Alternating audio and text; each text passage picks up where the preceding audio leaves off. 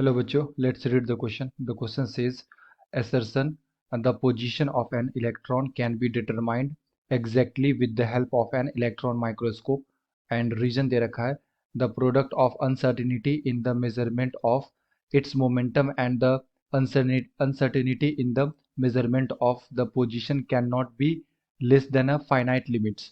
तो बेसिकली हमें बताना है बच्चों, ये असर्शन एंड रीजन का क्वेश्चन है। तो देखना है हमें ये जो असर्शन दे रखा है और इसका जो एक्सप्लेनेशन रीजन दे रखा है वो करेक्ट है या नहीं है। सो फर्स्ट ऑफ ऑल हम लोग बात करते हैं बच्चों यहाँ पे की कॉन्सेप्ट। तो बेसिकली क्वेश्चन आया बच्चों हाइजेनबर्ग अनसर्टेनिटी प्रिंसिपल से। हाइजेनबर्ग अनसर्टेनिटी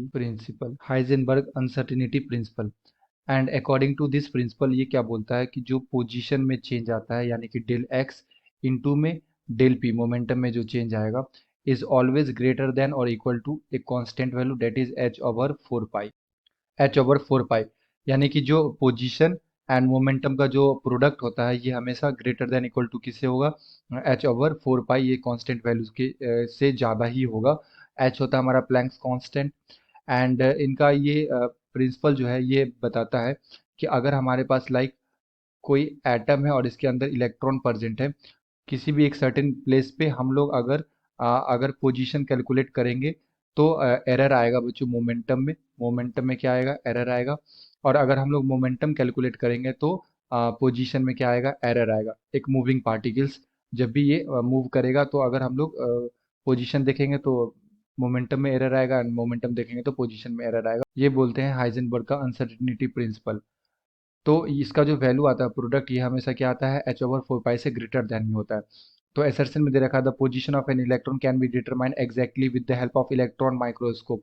तो ये असर्शन क्या हो गया बच्चों, इनकरेक्ट हो गया कि हम लोग पोजीशन को डिटरमाइन नहीं कर सकते हैं। ये हमेशा क्या हो जाएगा, गलत हो जाएगा। अगर पोजीशन देखेंगे तो मोमेंटम में गलत आएगा एंड मोमेंटम देखेंगे तो पोजीशन में एरर आएगा।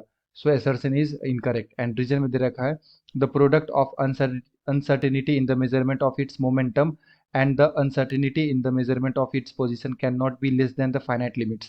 तो ये हमेशा ग्रेटर देन होता है, तो ये तो करेक्ट है। लेस देन नहीं होगा, ये हमेशा क्या होता है, greater than the finite limit that is h over four pi. So assertion is incorrect and reason is correct. तो अगर मैं यहाँ पे ऑप्शंस को देखूँ तो ऑप्शन नंबर डी में दे रखा है assertion is incorrect and reason is correct. So the appropriate answer is option number D. I hope you will be understood it well. Best of luck. Thank you.